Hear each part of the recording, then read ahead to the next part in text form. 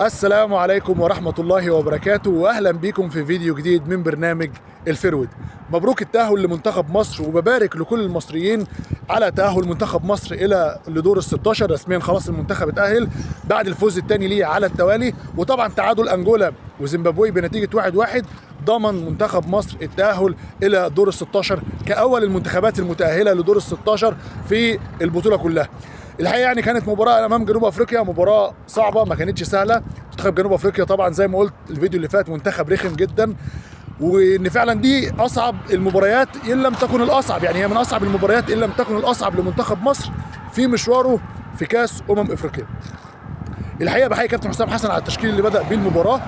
كلنا كنا متوقعين ان هو يلعب ب2-6 في نص الملعب، ولكن فوجئنا كلنا ان حمدي فتحي بيلعب ادوار دفاعيه كمدافع ثالث ما بين ياسر ابراهيم ورامي ربيعه، وكان دوره الاهم ان هو يراقب المهاجم فوستر مهاجم جنوب افريقيا. والحقيقه يعني كان قايم بدوره معاه على اكمل وجه. كان لما فوستر بينزل الملعب لنص الملعب يستلم حمدي فتحي في ظهره، رجع ل 18 منتخب مصر حمدي فتحي في ظهره، ما خلاهوش يستلم كوره ولا يلف ولا يشكل اي خطوره. الحقيقه كابتن حسام كان بادئ بتشكيل حلو قوي، حمدي فتحي، رامي ربيعه، ياسر ابراهيم في خط الظهر، وطبعا على اليمين محمد هاني، على الشمال محمد حمدي. كانوا الاثنين بيزودوا نص الملعب مع احمد سيد زيزو ومروان عطيه عشان يعملوا الزياده العدديه في نص الملعب او في الناحيه الهجوميه. خط الهجوم كان محمد صلاح، عمر مرموش، محمود حسن تريزيجيه، وده طبعا انا بشوف ان هو افضل ثلاثي يلعبوا كوره. الحقيقه كانت مباراه جامده جدا. منتخب مصر طول الشوط الاولاني ماسك كوره ومستحوذ وبشكل خطوره، راح بكذا فرصه باستثناء ضربه الجزاء، لو اتقنت كنا سجلنا هدف، والتاني جات لنا كذا ركنيه، ولكن للاسف الشديد برضو ما استغلناش الكرات الثابته دي وترجمناها لاهداف. منتخب مصر الشوط الاولاني بينتهي محمد هاني دخل التحم في كوره مع اللاعب مكوينه، خبط رجليه او داس على رجليه بشكل عنيف شويه. طبعا كان عنده انذار، الحكم اداله الانذار الثاني وطرده. طبعا طرد اثر على منتخب مصر بشكل كبير، ده حاجه لا خلاف عليها. انا كنت اشوف ان هو مثلا كان يخلي احمد زي زيزو ناحيه اليمين، وكده كده عندك ثلاثي في الدفاع هيأمنك شويه، ولكن كابتن حسام برضو كان قاري الجيم بشكل كويس قوي، وكان جاهز لتغييرات جنوب افريقيا. نزل امام عاشور مكان عمر مرموش يلعب كباك يمين، قفل خط الدفاع وقفل خط النص. وشفنا بقى جنوب افريقيا بيعمل تبديلات وبيطلع مدافعين من بدايه الشوط الثاني وبينزل مهاجمين علشان خاطر يعمل الزياده العدديه في نص ملعب منتخب مصر، لكن منتخب مصر كان مقفل.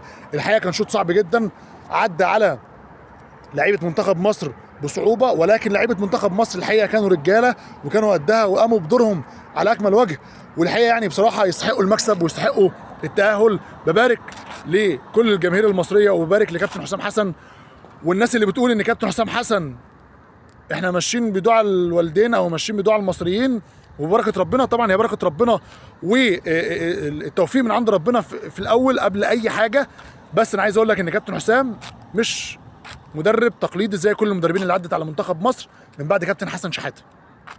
ليه مش مدرب تقليدي؟ يعني اي مدرب كان بيجي يدرب المنتخب كان بيبدا بالتشكيل التقليدي، هو عنده 3 4 5 محترفين يروح حاططهم في التشكيله، وجايب مدافع من الاهلي على مدافع من الزمالك ومش عارف ايه، هوب هوب ترص اللعيبه. دي التشكيله اللي كنا بنشوفها مع كذا مدرب باستثناء كيروش اللي جاب لنا محمد عبد المنعم ومحمود حمدي الونش وعاملين بيهم خط دفاع مع عمر كمال واحمد فتوح، وباستثناء كيروش يعني. فكابتن حسام لا، بيقرا الجيم بشكل كويس قوي، فاهم هو بيعمل ايه، جاهز فنيا لكل مباراه وتكتيكيا، والحمد لله يعني ربنا موفقه لحد دلوقتي. وعجبني قوي الروح اللي عاملها مع اللعيبه، وعجبني قوي اللقطه اللي بيعملوها قبل ما ينزلوا الى المباراه، ان هم بيقفوا مع بعض كده في مربع في اوضه اللبس يقروا الفاتحه والاخلاص والمعوذتين. دي حاجه جميله جدا. كابتن حسام بيعاملهم كلهم على انهم اخواته، بالاحضان وبضحك وبهزار وحاجات جميله جدا، اتمنى انها تستمر. وده الفرق بين المدرب المصري اللي هو بيعامل اللعيبه كاخواته وحاسسهم فعلا بالدفى ان هو واحد منهم، ومفيش بقى اي تكلف ولا ترجمه ولا يبقى اللاعب واقف مش فاهمه، كل حاجه بتتعمل، كل حاجه واصله للعيب. في الحقيقه يعني انا بحيي كابتن حسام حسن على التشكيله وعلى التكتيك وعلى الاداء، وطبعا لعيبه مصر كانوا رجاله وقدها. في انتظار ان شاء الله تكمله للرجوله وللحماس ان شاء الله في المباراه اللي جايه، وباذن الله ربنا يوفقهم في المباراه اللي جايه. وبتمنى لكم مشاهده ممتعه، وكان معكم احمد عمير وبرنامج الفرود. سلام عليكم.